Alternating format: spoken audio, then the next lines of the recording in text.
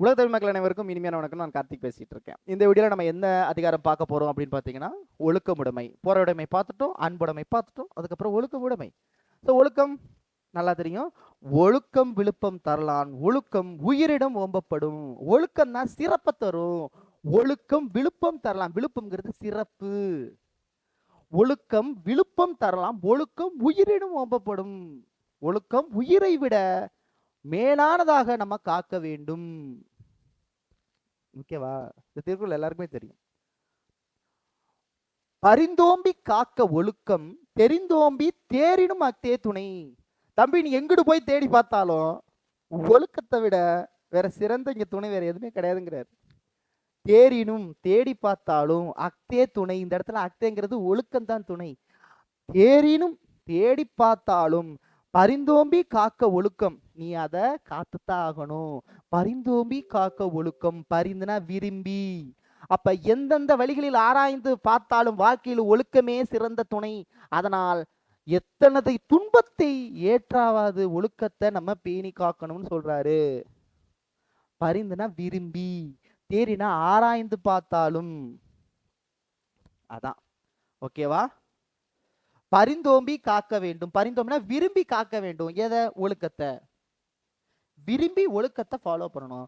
அப்படி ஃபாலோ பண்ணாதான், ஃபாலோ பண்ணணும். ஏன்? ஏன்னா எங்கிட்டு தேடி பார்த்தாலும் அதான் உனக்கு துணை அப்படிங்கிறாரு. அதான் பரிந்தோம்பி, விரும்பி அதை காக்கணும். எதை? ஒழுக்கத்தை. இல்லையே, அதுதான் நமக்கு துணை. ஓகேவா? ஒழுக்கம் உடைமை குடிமை. ஒழுக்கம் உடைமை குடிமை. இழுக்கம் இழிந்து பிறவாய் விடும். அதாவது இழுக்கம் இழிந்த பிறப்பாய் விடும். ரொம்ப சிம்பிள். யார் ஒழுக்கம் இருக்கிறாங்களோ அவங்க நல்ல குடும்பத்துல பிறந்தவங்களாம், மற்றவங்களாம் இழிவான குடும்பத்துல பிறந்தவராம். அதைத்தான் சொல்றாரு அவரு. ஒழுக்கம் இருக்கும் இடத்தில் என்ன இருக்குமா? நல்ல குடும்பம். இந்த நல்ல குடும்பம் சொல்றது குடி அப்படின்னு சொல்றாரு. சரிங்களா? உடனே நீங்க வேற எங்கெல்லாம் திங்க் பண்ணிடாதீங்க. நம்ம புத்தி எப்படி நல்ல குடும்பம்னா எதை மென்ஷன் பண்றாரு? உயர்ந்த குடியில் பிறந்தவர். உயர்ந்த ஒழுக்கம் எங்க இருக்கோ அதுதான் உயர்ந்த குடியா. புரியுதா? ஒழுக்கம் எங்க இருக்கோ அங்கே உயர்ந்த குடி, ஒழுக்கம் இல்லைன்னா அது இழிந்த குடி அப்படிங்கிறாரு. சிம்பிள், முடிஞ்சு போச்சு. ஒழுக்கம் உடைமை குடிமை, இழுக்கம் இழிந்த பிறப்பாய் விடும். ஒழுக்கம் உடையவருக்கு வாழ்வுதான் உயர்ந்த குடியின் பிறக்கும். இதை நான் திரும்ப திரும்ப எது படிச்சுக்கிட்டு இதைத்தான் அதை சொல்றாரு.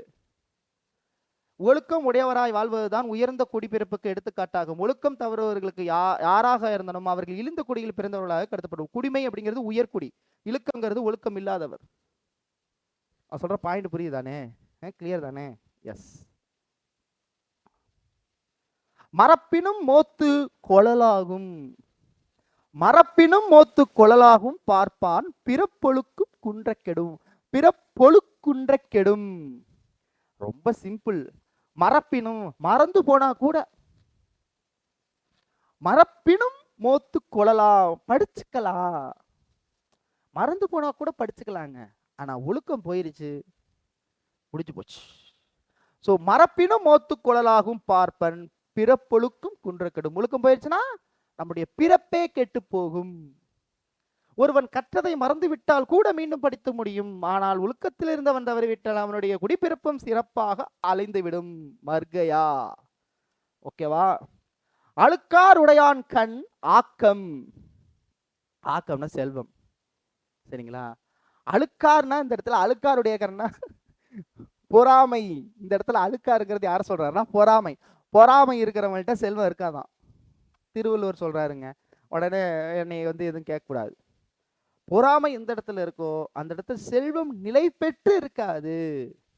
ஸோ அழுக்காருடையான் கண் ஆக்கம் போன்று, அதுபோல இல்லை ஒழுக்கா மிலான் ஒழுக்க மிலான் கண் உயர்வு. ஒழுக்கன் மிலா கண் உயர்வு.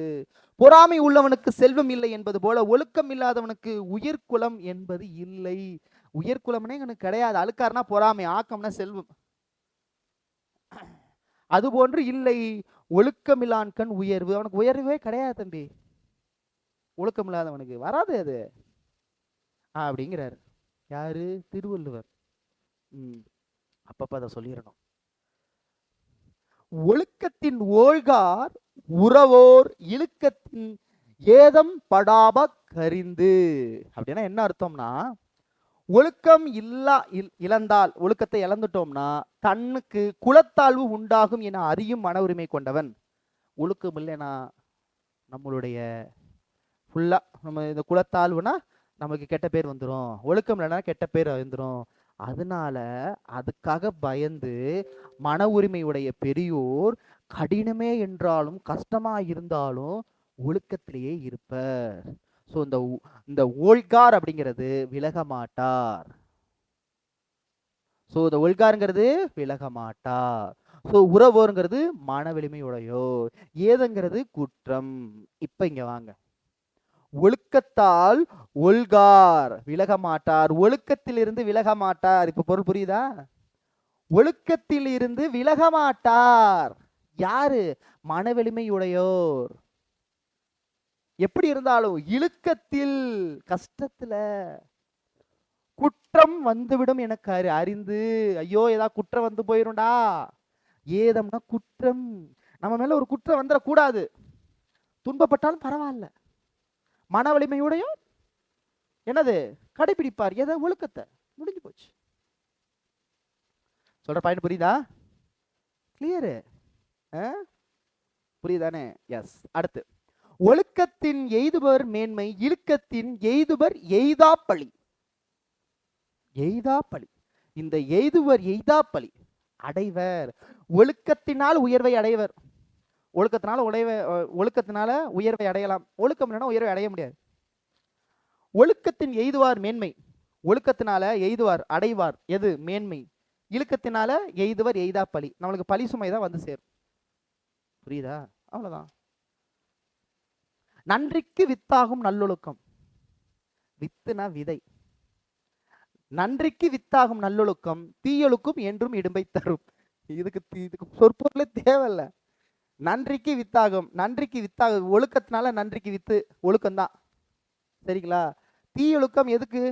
என்றும் இடும்பை. தீயொழுக்கம் என்னைக்குமே இடும்பை, கஷ்டத்தை தான் தரும். இடும்புனா கஷ்டம், இடும்புனா கஷ்டம், துன்பம். நல்ல ஒழுக்கத்தினால் இன்பமான நலவாழ்வுக்கு வித்தாகும். தீய ஒழுக்கம் எக்காலத்திலையும் என்ன தரும்? துன்பத்தை தாங்க தரும், துன்பக்கம் தாங்க தரும், ரொம்ப ரொம்ப துன்பம் தாங்க தரும்.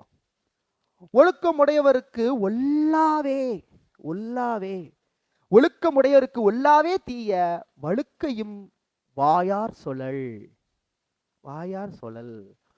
ஒல்லாவே இயலாவே தீய சொற்களை தவறியும் தம்முடைய வாயால் சொல்லும் குற்றத்தை ஒழுக்கமுடையவர் செய்ய மாட்டார்.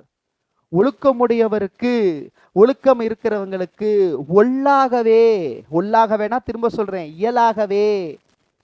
சோ தீய வழுக்கை, தீய விஷயத்த வாயார் சொல்லல், வாயில சொல்ல மாட்டாங்கோ. யார் சொன்னா? திருவள்ளுவர் சொல்லியிருக்கிறார்.